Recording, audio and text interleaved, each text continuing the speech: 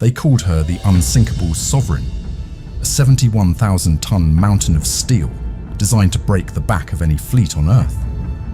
But on April 7th, 1945, the Yamato wasn't sailing toward a victory. She was sailing toward her own funeral.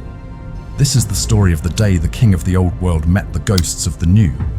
It is 12:32 p.m. on April the 7th, 1945.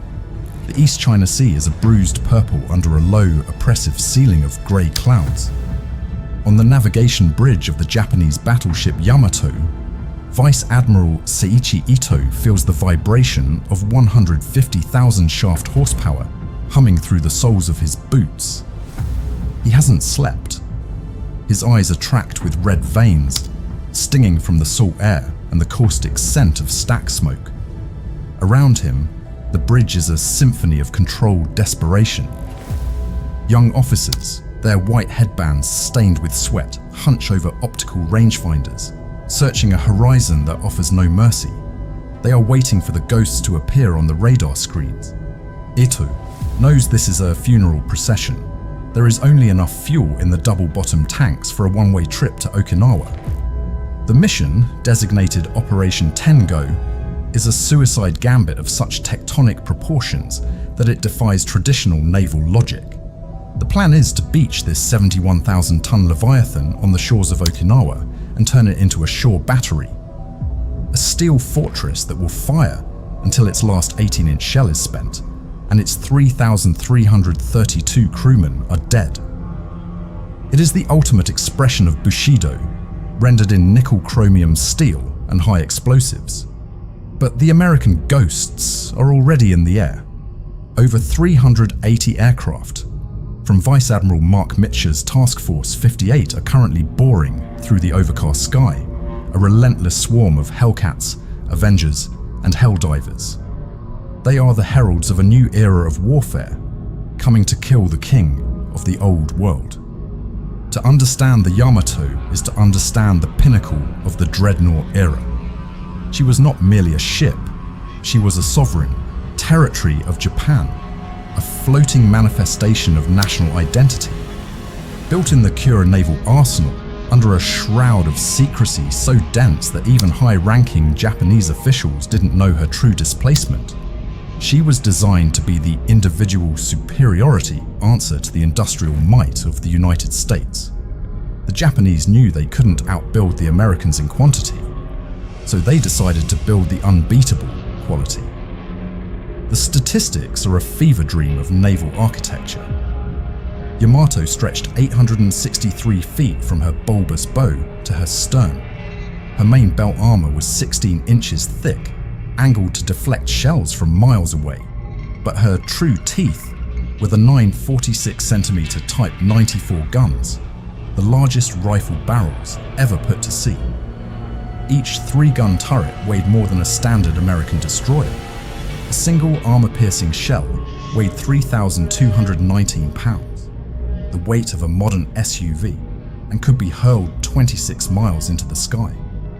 When these guns fired, the overpressure was so intense it would strip the skin off any sailor caught on the open deck and shatter the glass in the bridge windows. For 3 years, this Titan had been a fleet in being, a shadow lurking in the Truk Lagoon and the inland sea. She was the Hotel Yamato, a place of air conditioning and iced floor tiles while the rest of the Imperial Navy burned. But by April 1945, the shadow had run out of places to hide. The sky over the Pacific belonged to the Americans. The age of the big gun was being executed by the age of the circuit board and the radial engine. On the morning of April 7th, the Yamato is accompanied by a light cruiser, the Yahagi, and 8 destroyers. It is a pitiful screen for a queen. As the formation zigzags at 27 knots, the sea state begins to rise. The water is a churning froth of white against the Yamato's dark grey hull. At 12:34 p.m, the first contact is made. It isn't a roar, but a crackle over the radio. Then, the visual. Out of the clouds to the south-southwest, dozens of specks appear. They look like a hatch of insects, but the sound tells a different story. The deep, rhythmic thrum of hundreds of 2,000 horsepower engines. Enemy aircraft, large formation, bearing 250. The order is barked across the decks. Thousands of men scramble to their stations. In the engine rooms, deep below the waterline, the heat rises to 120 degrees Fahrenheit. Stokers and engineers tighten their grip on valves, listening to the muffled thump, thump, thump of the 25mm anti-aircraft mounts beginning to cycle. The Americans have a plan. They aren't going to engage in a gentlemanly duel. They're going to dismantle the Yamato like a piece of clockwork. The Helldiver dive bombers come first. They pitch over at 10,000 feet, screaming down at 70-degree angles. To the sailors on deck, it looks like the sky is falling. The Yamato's response is a wall of fire. She is carrying over 150 anti-aircraft guns. The 18-inch main guns even fire Sanshiki-dan, beehive shells filled with thousands of incendiary rubber pellets designed to turn the sky into a furnace. But the American pilots don't flinch. They fly through the black bursts of flak, their eyes locked on the massive teak deck of the battleship. The first hits are surgical. 2 1,000-pound armor-piercing bombs strike near the aft mast. One penetrates deep into the superstructure, shredding the secondary battery fire control and starting a fire that sends a plume of greasy black smoke into the air. It is the first blood. A young sailor, Hitoshi Kazaki, finds himself gripped by a strange clinical detachment. He watches a fragment of shrapnel neatly sever a fire hose, the water spraying uselessly across the deck like a ruptured artery. He grabs a wrench trying to tighten a coupling, but his hands are shaking so violently the tool clatters onto the steel. Then come the Avengers. These are the torpedo bombers, the true executioners. They drop low, hugging the wave tops at 150 feet. They approach from multiple angles, the anvil attack. If the Yamato turns to avoid one group of torpedoes, she exposes her flank to another. The water around the battleship becomes a forest of white geysers from near misses. But then a dull, heavy clack echoes through the hull. It's a sound felt more than heard, a vibration that travels through the bones. The first torpedo has found its mark on the port side. Forward. The ship shudders. 400 tons of seawater rush into the outer voids. The damage control teams hidden in the bowels of the ship feel the floor tilt. Counter flood comes the order. To keep the ship from capsizing, the Japanese must deliberately flood their own compartments on the opposite side. It is a grim trade. Stability for buoyancy. The American pilots are relentless. Lieutenant Commander J.W. Thomas, leading a flight from the USS Bennington, watches as the Yamato disappears beneath a shroud of smoke and water spouts, only to emerge again, her bow still pushing a massive bone in her teeth. "She's a tough old girl," he mutters into his oxygen mask. He pulls his release. His torpedo drops, splashes, and begins its steady 40-knot run toward the giant. By 1 p.m., the Yamato is a scene of industrial-scale carnage. The deck is slick with blood and hydraulic fluid. The once pristine teak is splintered and blackened. The anti-aircraft gunners are being mowed down by strafing runs from Hellcats. The American fighters aren't just escorting the bombers, they are using their .50 caliber machine guns to hose down the open gun tubs, clearing the way for the next wave of attackers. Despite the devastation, the Yamato is still fighting. Her remaining 25mm guns are glowing cherry red from constant fire. Men use their bare hands to clear jammed casings. The smell of burnt flesh mingling with the sulfur of the cordite. In one tub, a gunner continues to fire even as his legs are pinned under a collapsed shield. He is screaming not in pain but in rage, shouting "Target, target" at the clouds. But the mechanical reality is beginning to fail the human spirit. The ship has taken 3 more torpedoes, all on the port side. The list is now 7 degrees. The steering gear is sluggish.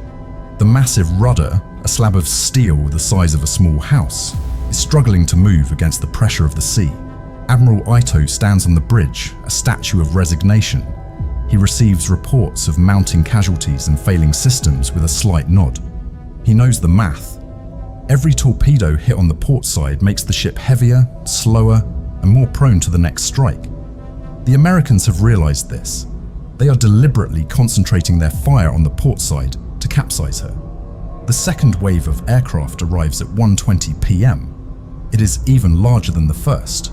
167 planes fill the air. The radar room on the Yamato, a cramped space filled with the smell of ozone and sweat, is a mess of static. The operators can no longer distinguish individual targets. The screen is just a solid block of white. Torpedoes to port. 5, no, 8. The bridge officers scramble to the windows. The wakes are visible now, white streaks like chalk lines on a chalkboard, all converging on the ship's wounded side. The Yamato groans as she tries to come about. She is like a wounded whale being harried by a pack of orcas. One torpedo hits the outer shaft bracket. The shockwave travels up the propeller shaft, shattering the bearings and causing the massive turbine to overspeed until it disintegrates, sending shards of steel through the engine room bulkheads. Steam lines rupture, scalding the men in the lower decks instantly. The Hotel Yamato is becoming a pressurized tomb. The list increases to 10 degrees. The order is given to counter-flood the starboard engine and boiler rooms. These are occupied spaces. There is no time to evacuate the men. Hundreds of engineers are drowned in an instant by their own comrades to keep the ship upright for just a few minutes longer. It is a cold, brutal necessity. The ship is no longer a weapon. It is a sinking platform of fire. At 1:40 p.m., a 1,000-pound bomb strikes the very top of the pagoda-like superstructure. The explosion wipes out the command staff of the anti-aircraft batteries. Below on the main deck, the chaos has reached a fever pitch. A nurse, one of the few women aboard for the transport phase who remained, is seen clutching a small medical bag and, bizarrely, a toothbrush she had tucked into her belt. A final, tiny tether to a life that is rapidly evaporating.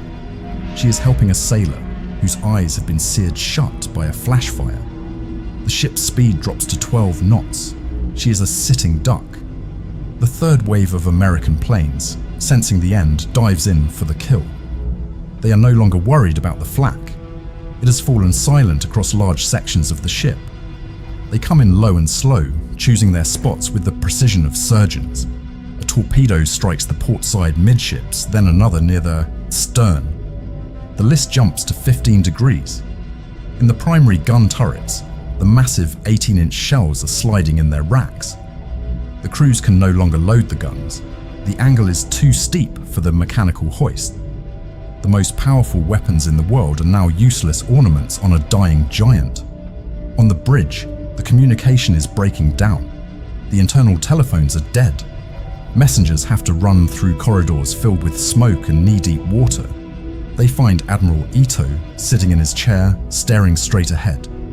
He has ordered the Yahagi and the destroyers to stay away. There is no point in them dying here. The list is 20 degrees, Admiral. Ito doesn't look up. He knows that at 22 degrees the ship will reach the point of no return. The massive center of gravity, once her greatest strength, will become her executioner. The water is now licking at the edge of the portside deck. It pours into the 6-inch gun turrets and down the ventilation shafts. The sound of the ship is changing. The high-pitched whine of the turbines is replaced by the low guttural roar of rushing water and the screech of shifting steel.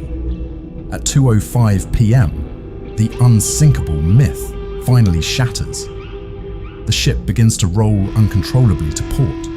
Men begin to slide across the decks, screaming as they lose their footing and vanish into the boiling sea. The 18-inch shells in the magazines, each weighing over a ton, begin to break loose from their moorings. They roll with the weight of history, smashing through bulkheads like they were made of paper. As the Yamato tilts past 30 degrees, the world turns sideways. The great tripod mast, the symbol of Japanese naval power, dips toward the waves. Admiral Ito stands up, shakes hands with his remaining officers, and walks into his private cabin. He closes the door. He will not be leaving. The executive officer, Captain Ariga, ties himself to the binnacle on the bridge. He wants to make sure he goes down with the ship. He shouts one last order, though. There is no one left to hear it. Long live the Emperor.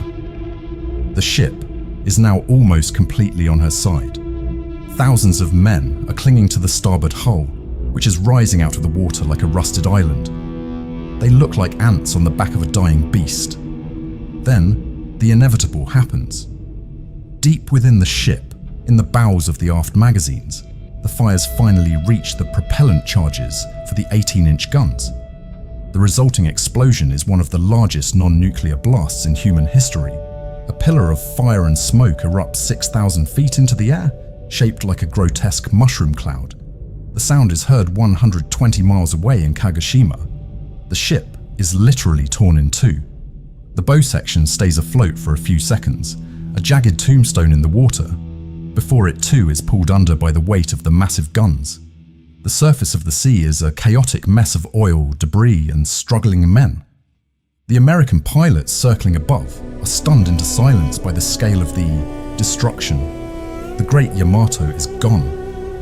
In her place is a swirling vortex of black oil and a cloud of smoke that blots out the sun. But for the men in the water, the nightmare is only beginning. The suction of the sinking ship is pulling everything down. Survivors feel the cold grip of the ocean dragging at their limbs. They are covered in thick, bunker sea fuel oil that burns their eyes and lungs. They are 200 miles from land, in a sea filled with sharks, with their fleet destroyed and their country collapsing. One sailor, Yoshida Mitsuru, finds himself bobbing in the swells, his face masked in oil. He looks around and sees nothing but the empty, indifferent horizon and the bobbing heads of his comrades. The silence that follows the explosion is more terrifying than the battle itself. It is the silence of an era ending. Today, the Yamato lies 1,100 feet down, resting on the silty floor of the East China Sea. She is not a proud ship anymore. She is a scattered field of debris. The bow lies upright, but the stern is upside down. Miles of cable and twisted steel connecting the two. The great 18-inch guns have fallen out of their turrets, lying in the mud like discarded toys. There are no monuments here, only the crushing pressure of the deep and the slow rhythmic pulse of the currents. But for those who study the blind spots of history, the Yamato remains a haunting reminder of the folly of the unbeatable. She was a ship built for a war that no longer existed, a giant killed by 1,000 small stings. The story of the Yamato isn't just a story of a sinking, it is the story of the moment the world realized that no amount of steel or armor can protect a ghost from the future. The mushroom cloud from the Yamato's final magazine explosion hangs in the air like a bruised thumb, reaching nearly 20,000 feet into the stratosphere. It is so massive that pilots in distant cockpits, miles away from the target, report seeing the flash through the cloud layer. Below that, roiling canopy of fire and debris, the sea is no longer blue. It is a thick, viscous black, coated in thousands of gallons of heavy bunker sea fuel oil. In the center of this slick, the water is boiling. Air trapped in the sinking hull reaches the surface in massive rhythmic belches, bringing with it the personal effects of 3,000 men. Wooden sandals, letters home, and the white caps of sailors. Among the debris, the survivors begin to emerge. They are unrecognizable, their skin stained jet black by the oil, their eyes stinging and blind. Yoshida Mitsuru, a young ensign who would later become the ship's most famous chronicler, finds himself gasping for air. The suction of the 71,000-ton hull had pulled him down into the green twilight of the depths. He felt the pressure crushing his lungs, the silent weight of the Pacific dragging him toward the seabed. But then, the explosion that tore the ship in two acted as a violent reprieve. The underwater blast wave kicked him back, toward the surface, like a piece of cork. He breaks the surface into a world of silence. The roar of the American engines is fading as the planes, low on fuel and ammunition, turn back toward their carriers. The silence is punctuated only by the low groans of the wounded and the rhythmic slap-slap of oily waves against human chests. "Don't let go," a voice cries out through the gloom. A group of sailors has found a floating wooden grating from one of the ship's cutters. They cling to it with the desperation of the damned, but the oil is a silent killer. It coats their throats, making every breath a struggle against suffocation. Some men, driven mad by the thirst and the chemical burn of the fuel, begin to swallow the seawater. They don't last long. A few hundred yards away, the destroyer Fuyuzuki cautiously approaches the debris field. Its commander is torn between the Bushido code of rescuing his comrades and the terrifying reality that the American ghosts could return at any moment.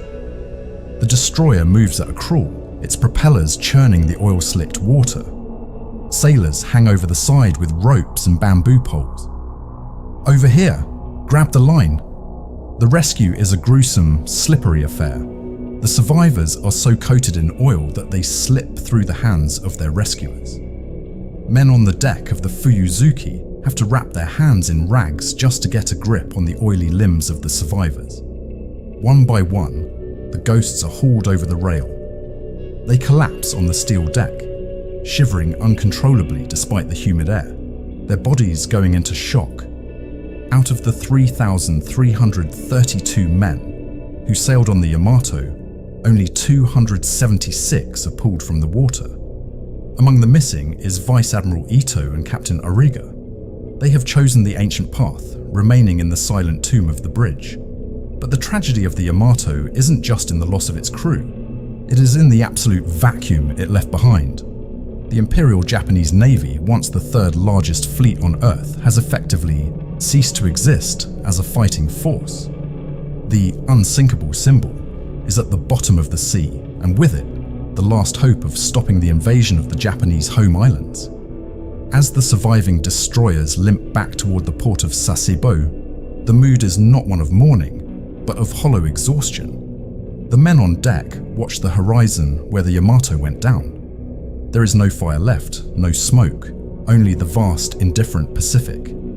The news of the sinking is suppressed in Japan. The public is told of a great victory at Okinawa, but the families of the Yamato's crew receive no telegrams.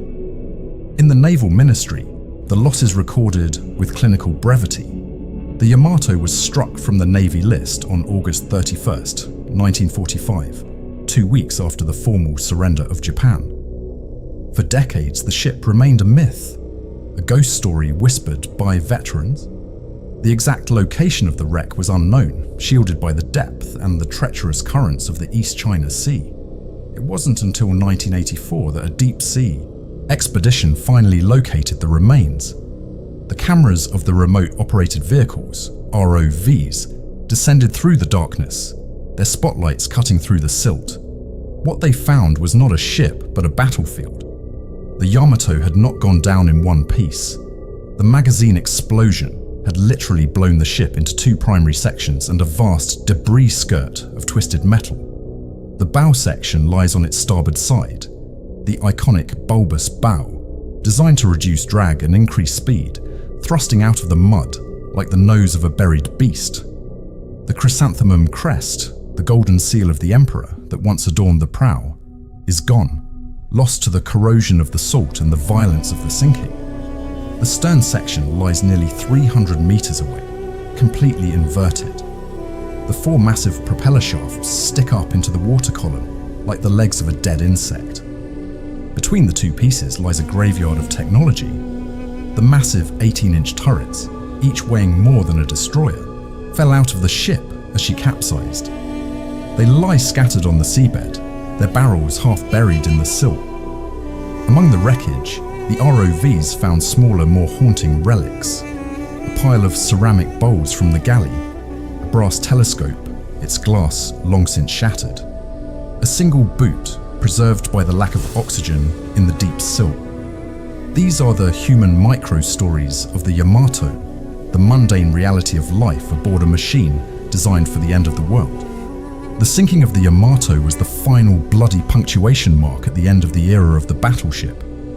For 400 years, the power of a nation was measured by the size of its hulls and the caliber of its guns. The Yamato was the ultimate expression of that philosophy. She was built to be a god of the sea, a steel titan that could shrug off the puny shells of her enemies. But she was killed by something she couldn't hit. She was killed by 19-year-old boys in fabric-covered airplanes, carrying torpedoes and bombs that cost a fraction of a single one of her turrets. The Yamato didn't just lose a battle, she lost the argument of history. Today, the site is a war grave. It is a place of profound silence, far removed from the screaming engines and the thump-thump of the anti-aircraft guns. The nickel-chromium armor is slowly being reclaimed by the ocean, the steel being consumed by iron-eating bacteria. Eventually, the Yamato will disappear entirely, dissolving into the red mud of the East China Sea. But the legend of the history blind spot remains.